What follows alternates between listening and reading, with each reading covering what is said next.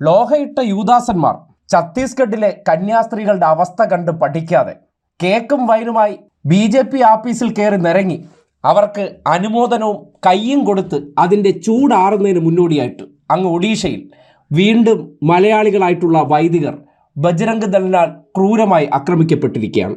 ഛത്തീസ്ഗഡിൽ നടന്നതിനെ തേച്ചുമാച്ച് കളയാൻ വേണ്ടി പരിശ്രമിക്കുമ്പോൾ ഈ രാജ്യത്ത് എന്താണ് സംഘപരിവാർ അധികാരത്തിലെത്തിയ സ്ഥലങ്ങളിൽ അല്ലെങ്കിൽ ഇടങ്ങളിൽ ന്യൂനപക്ഷ വിഭാഗങ്ങൾക്ക് സംഭവിച്ചുകൊണ്ടിരിക്കുന്നതെന്ന് തിരിച്ചറിയാത്ത ലോഹയിട്ട കുറെ കച്ചവടക്കാർ അതിനെ ന്യായീകരിക്കുന്നത് നമ്മൾ കണ്ടു. ഇന്നിപ്പോൾ ചൂടാറുന്നതിന് മുന്നോടിയായിട്ട് ഒഡീഷയിൽ മതപരമായ ചടങ്ങിൽ പങ്കെടുത്ത മലയാളി വൈദികരെ ബജ്രംഗ് ദളുകാർ വളഞ്ഞിട്ട് തല്ലിയ വാർത്ത പുറത്തു വന്നപ്പോൾ വീണ്ടും ചെറുതായിട്ടൊന്ന് ഉണർന്നിട്ടുണ്ട്. അങ്ങനെയാണ് ആൻഡ്രൂസ് താഴത്ത് പിതാവ് ഈ വാചകവുമായിട്ട് ഇറങ്ങിയത്. അധികാരമുള്ള അവകാശമുള്ള ഒരു സ്ഥലത്ത് ഹ്യൂമൻ റൈറ്റ്സ് ആണ് ഇവിടെ സാധാരണക്കാർ വെറുതെ പോകുമ്പോൾ അവിടെ പിടിച്ചു നിർത്തി ആക്രമിക്കുന്നു. മതവിരുദ്ധത്തിന് ഈ ആന്റി കൺവേർഷൻ ബില്ല് എന്നുള്ള പേര് പറഞ്ഞിപ്പോൾ പല സ്ഥലത്തും ഉണ്ടായിട്ടുണ്ട്. നിങ്ങൾക്ക് തന്നെ അറിയാം, ഈ കഴിഞ്ഞ കാലത്ത് ഇപ്പോൾ അത് കൂടിക്കൊണ്ടിരിക്കുകയാണ്. ഓരോ സ്റ്റേറ്റിലും പല തരത്തിലാണ്.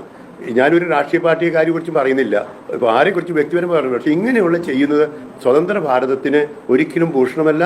അതുകൊണ്ട് ബന്ധപ്പെട്ട അധികാരികളോട് എല്ലാവരും, സ്റ്റേറ്റ് ആണെങ്കിൽ സ്റ്റേറ്റിൽ, കേന്ദ്രമാണെങ്കിൽ കേന്ദ്രം, ഇങ്ങനെയുള്ള ഭരണഘടനയ്ക്കെതിരായ ആക്രമണങ്ങളെ, മതസ്വാതന്ത്ര്യത്തിന്, ന്യൂനപക്ഷ അവകാശങ്ങൾക്ക്, പ്രത്യേകിച്ച് ക്രൈസ്തവരോടുള്ള അവഗണനയ്ക്ക്, ഇതിനെതിരെ ആവശ്യമായ നടപടികൾ എടുക്കണമെന്ന് സംസ്ഥാന കേന്ദ്ര സർക്കാരുകളോട് അഭ്യർത്ഥിക്കാൻ കൂടിയാണ് ഈ അവസരം ഞാൻ ഉപയോഗിക്കുന്നത്. ഞാൻ ഭാരത കത്തോലിക്ക മെത്രാൻ സമിതിയുടെ അധ്യക്ഷൻ എന്ന നിലയിൽ നേരത്തെ പല പ്രാവശ്യം പറഞ്ഞിട്ടുണ്ട്. ഇത് ഞാൻ കഴിഞ്ഞ പ്രാവശ്യം പറഞ്ഞതുപോലെ മോഡിജിയെ പല പ്രാവശ്യം കണ്ടു, അദ്ദേഹത്തോട് പറഞ്ഞു, അദ്ദേഹത്തെ എഴുതി കൊടുത്തു.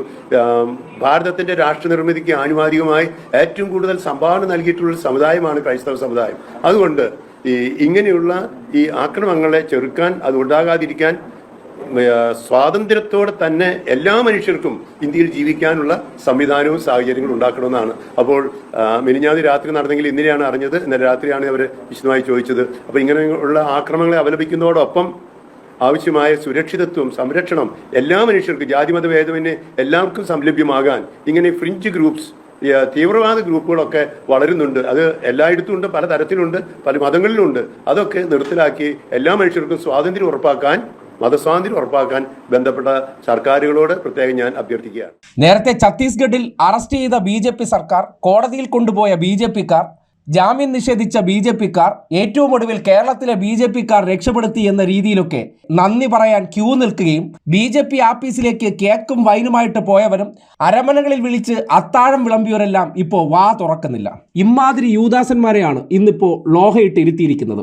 അവരുടെ ആവശ്യം പല കച്ചവടങ്ങളും ഇവരെ കൊണ്ട് നടത്തുക, സഭയുടെ കൈവശമുള്ള അനധികൃത പണം അത് ED കാണിച്ചും മറ്റ് കേന്ദ്ര ഏജൻസികളെ കാണിച്ചും ഭയപ്പെടുത്തി നിർത്തുമ്പോൾ അതിനോട് ശക്തമായി പ്രതികരിക്കാതെ കുഞ്ഞാടുകളെ ഒറ്റുകൊടുത്ത് എങ്ങനെയെങ്കിലും എൻ്റെ കാര്യം സേഫ് ആക്കുക എന്ന പല പിതാക്കന്മാരുടെയും തന്ത്രം ഈ നാട് തിരിച്ചറിയണം. ഈ നാട്ടിലെ ന്യൂനപക്ഷ വിഭാഗത്തിൽപ്പെട്ട, പ്രത്യേകിച്ച് ക്രിസ്തീയ മതവിഭാഗക്കാർ, ഇന്നലകളിൽ മുസ്ലിങ്ങൾ ആക്രമിക്കപ്പെടുമ്പോൾ നിങ്ങൾ അത് കണ്ട് ചിരിക്കുകയും കൈയടിക്കുകയും ചെയ്യുന്നുണ്ടെങ്കിൽ നാളെ അത് നിങ്ങൾക്ക് നേരെയാണ് വരാൻ പോകുന്നു എന്ന് ഛത്തീസ്ഗഡിനും രാജസ്ഥാനും പിന്നാലെ ഒഡീഷയും കൂടി കാണിച്ചു തരുമ്പോൾ കണ്ടില്ല എന്ന് നിങ്ങൾ വീണ്ടും വീണ്ടും ധരിക്കുകയാണെങ്കിൽ ആ പൗഡർ ഇട്ട് വിനയാന്വിതരായി നിങ്ങളുടെ വീട്ടുപടിക്കൽ കേക്കുമായി വരുന്നവർ നാളുകളിൽ നിങ്ങളെയാണ് ലക്ഷ്യം വെച്ചിരിക്കുന്നതെന്ന് ഈ പിതാക്കന്മാർ പറയാൻ പോകുന്നില്ല.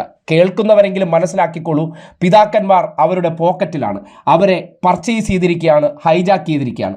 കാര്യം ഇരിക്കുന്ന കസേരകൾ സുരക്ഷിതമാക്കേണ്ടത് ചില കച്ചവടക്കാരായ ലോഹക്കാരുടെ ഉത്തരവാദിത്തമാണ്. അതുകൊണ്ടാണ് ഇമാതിരി നെറുകേട് ഒരു ഭരണഘടനയുള്ള രാജ്യത്ത് ന്യൂനപക്ഷ വിഭാഗങ്ങൾക്കെതിരെ നടക്കുമ്പോൾ അതിനെതിരെ ശക്തമായിട്ട് പ്രതികരിക്കാനോ ചെയ്തവരുടെ പേര് പറയാൻ പോലും തയ്യാറാകാത്ത ലോഹയിട്ടവന്മാരുടെ ഉഡായിപ്പുകൾ മനസ്സിലാക്കണമെന്ന് മാത്രമേ അഭ്യർത്ഥിക്കാനുള്ളൂ.